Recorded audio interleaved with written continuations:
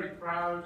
A team would stay another year in Antarctica, and eventually we took another ship, cleared out that rubbish, and left Antarctica clean and tidy, because that's what we said we were going to do. And that cost me, at the age of 28, a personal debt to the bank of $1.2 million. And I've never had a job. I've still never had a job. And it took 10 years to repay it. But the game was afoot. I went to the South Pole because it went down well with girls at parties. South Pole and stayed with the flag. Went there.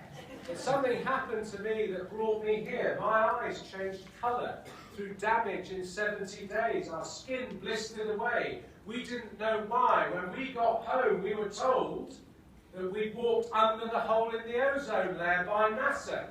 The same time it was discovered. Ultraviolet rays down, hit the eyes, burnt us. Now, I'm not an explorer. I'm not a scientist. I'm not clever enough. And I'm not an environmentalist. I don't like that word. I'm a good survivor, though. I'm good at staying alive. And I began to think that some of these issues about our survival on Earth might not be somebody else's problem. Maybe they could be my problem. But first, there was a bit more walking. This time we've got to walk to the North Pole, 700 miles on foot, 8 of us from 7 nations. It is completely pointless and extremely hard and horrible to walk to the North Pole. This would be our tent. We're on a frozen sea every step. Check out Darryl on the right, how much he loved Rupert's music. Not bad. Here's me coming in from washing at minus 60 Celsius. Now, gentlemen, you will notice, gentlemen, that there is absolutely nothing hanging down in the central area. It is your job, gentlemen, to explain to our esteemed ladies later, not now, why this happens to a naked man at minus 60. Let's just say it's a bit cold. Anyhow, we're now 600 miles from the nearest land, and the only thing we haven't planned for happened. The entire ocean starts to break up beneath our feet.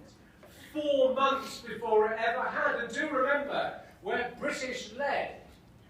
So we don't have some CNN camera crew filming us. The Weather Channel aren't there interviewing us.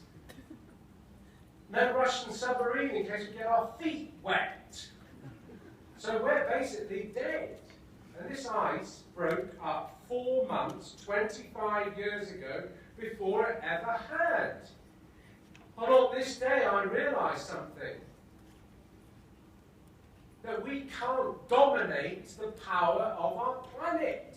It can just slap us really, really hard and take us out. We need to respect it. It's more powerful than us. And I'm sorry to show you this picture, but we're fairly real. When things go wrong, people lose heels off their foot. And they've got to walk for 115 miles on that. We're not some survivor discovery program where you can do a bit of surviving and then check into the 4 seasons in the evening. Nice pillows. Pretty hectic. And after 56 days, we, not me, got there. We'd done it. And we flew what I think is still a hugely important flag, our flag. Got back home, thought I'd go and have a cup of tea, go and see my mum, who, by the way, is 101 years old in October. Yes! And girls, I'm her number 7 child. Imagine having me as number 7. It was easy. Thought I'd go and see Mum, have some tea, chill for a while, but no. Jacques Cousteau said, Rob, what are you doing for the next 50 years? I thought, well, I'm about to find out. And he gave me 25 years ago a 50-year mission. In the year 2041, 25 years from now, the treaty that preserves Antarctica can stop, it can be altered, it could change. Right now, all of you own Antarctica. Each of you have a piece of Antarctica the size of a football pitch. It's yours. All of us on Earth have a responsibility for our tiny little piece. And wouldn't it be just great if we had the sense to leave one place alone on Earth forever? Sounds good, doesn't it? But you know something? It's possible because we all own it. It's a chance. It's the last chance. Been on it for 25 years, and that's why I'm standing here, because you'll be voting in 2041. I'll still be causing a few problems in 2041. Zimmer frame with skis on, perhaps, but you know, it's down to you. So over the last 25 years, all I've done is to involve you. Young people from different nations down to the Antarctic. We cleared 1,500 tons of garbage left in Antarctica by the former Soviet Union. That only took 8 years, $10.5 million. The idiot here had to raise, but anyhow, we've got on it. It took us 8 years because you can only go there 3 months a year. Took down a ship, loaded it up by hand, and then I'm proud to say we recycled that back in the country of Uruguay, South America. Guys and girls, you don't need any more information. Maybe we could all do with a little bit of inspiration. And that's the deal. Do stuff. And on this day, I realised something, that the only way to save Antarctica would actually be because of money. Why would we go there to exploit it for fossil fuels? How do we stop people going there? Simple. Make it not financially viable to go there. Easy to do that. Use more clean, renewable energy here. Save energy here. Use different types of fuels here. Drive the cost down of that. And bingo, we can save Antarctica. As we came out from the Antarctic, the Larsen B ice shelf 10, 12 years ago said, hello everybody, we're melting. Every year, and I'm just back 2 weeks ago, I take people just like you to the Antarctic. This expedition we've just been on, I had 140 people from 31 different nations, and girls, yes, more women than men, because men, sorry, women are more sustainable than men. It's just a fact. I don't look English coloured. Normally English people look more like this colour. I look like this because I just lived 4 years in India. Because there are 1.4 billion people in India, there's 1.3 billion people in China. These are the powers of the future. We must work with them. We can't ignore these fantastically powerful nations. And girls, I hope you're proud. You know, people don't join the dots on the Middle East.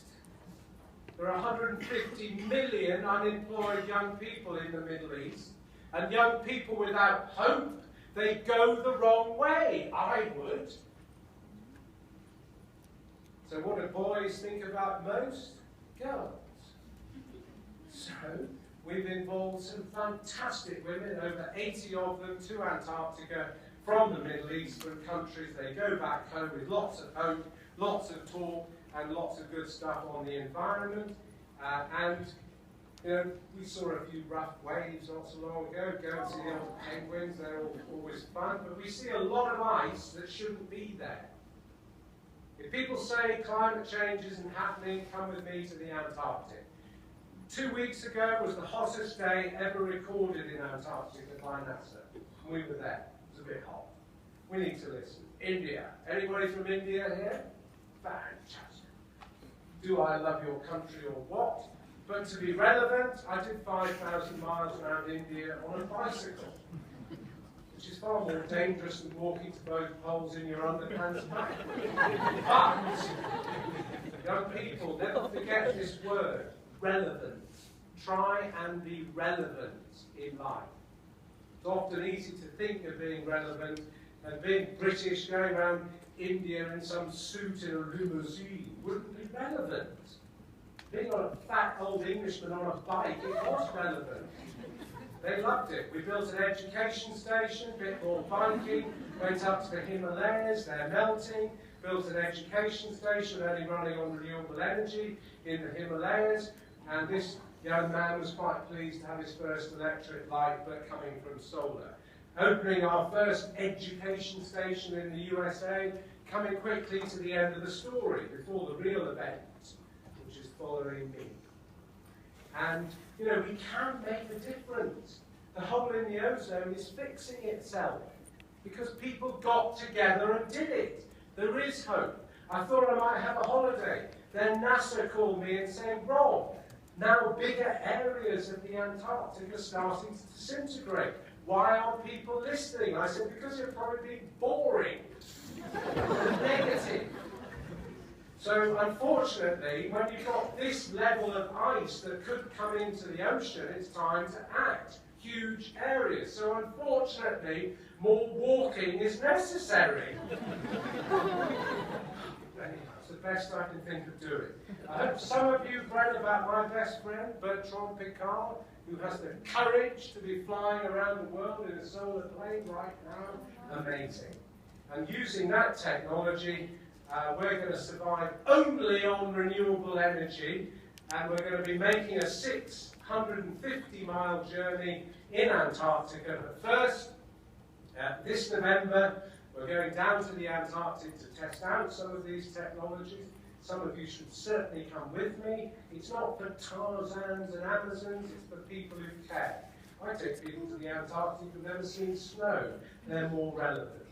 And then my son and I will be making this journey, testing out how we can melt ice and snow into hot water. Sounds easy, not so easy. Testing out different types of biofuels at the same time. I'm looking forward to having a cup of tea powered by maggot fuel, I might say.